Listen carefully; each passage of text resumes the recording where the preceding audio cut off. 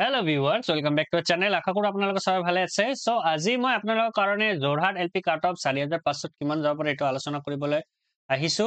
So ভিডিওটো start কৰাৰ আগতে মই আপোনালোকক এটা ৰিকুৱেষ্ট কৰিব বিচাৰো, যেহেতু মোৰ চেনেলটো গ্ৰোইং ফেজত হয়, সো আপোনালোকে পাৰিলে বা মোৰ ভিডিও বিলাক ভাল লাগিলে আপোনালোকে মোৰ চেনেলটো সাবস্ক্ৰাইব কৰি দিব।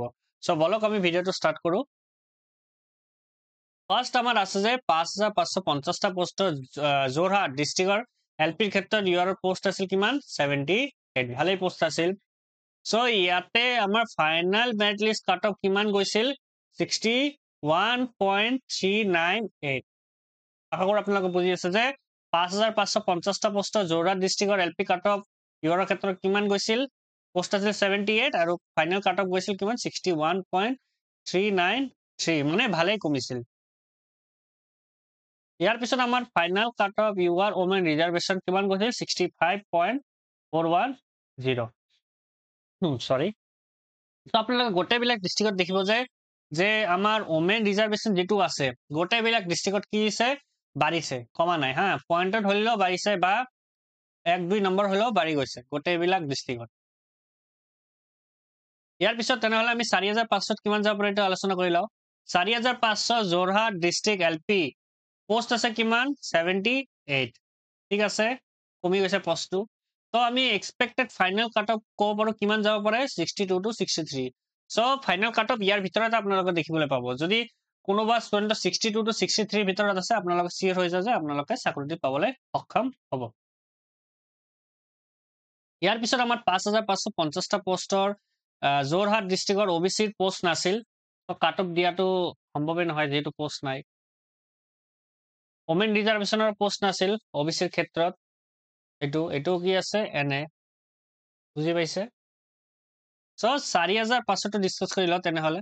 4500 যোৰহাট ডিস্ট্ৰিক্টৰ এলপি পোষ্ট ওবিচি খাতে কিমান আছে 20টা। সো আপোনালোকে এতিয়া ভাবিব পাৰে যে ওবিচি কেনে তো আপুনি কেনেকৈ মানে এনালিসিসটো কৰিছে যে ইমানে কাট অফ যাব। সো এনালিসিসটো গোটেইবিলাক ডিস্ট্ৰিক্টৰ আগত যেটো ডিস্ট্ৰিক্ট বিলাক আছে এইটো সিমিলাৰিটি ৰাখি আমাৰ ওবিচি বিলাক কাট অফ গৈছে। আপোনালোকে দেখিব গোটেইবিলাক ডিস্ট্ৰিক্টৰ যিবিলাক মানে 5550 টা যিবিলাক ডিস্ট্ৰিক্ট আছে গোটেইবিলাক ডিস্ট্ৰিক্ট ওবিচি ক্ষেত্ৰত দেখিব যে ইয়াৰ ভিতৰতে আপোনালোকে কাট অফটো দেখিব পাৰিব। সো ইয়াৰ ভিত্তিত আৰু আগৰ যিবিলাক আছে মানে আগত হৈ যাওয়া এপইন্টমেন্ট বিলাকৰ ওপৰত ভিত্তি কৰি আমি এই কাট অফটো এনালাইসিস কৰিছো।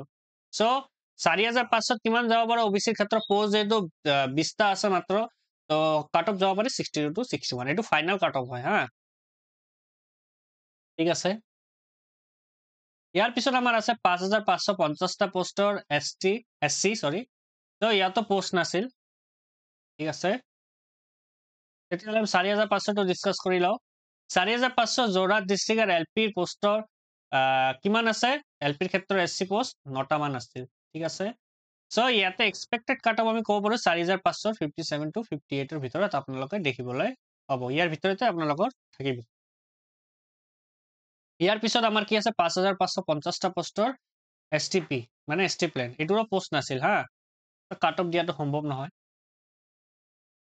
এতিয়া আমি 4500 টো আলোচনা কৰি লওঁ। 4500 যোৰহাটৰ এসটিপিৰ পোষ্ট কিমান আছে 14।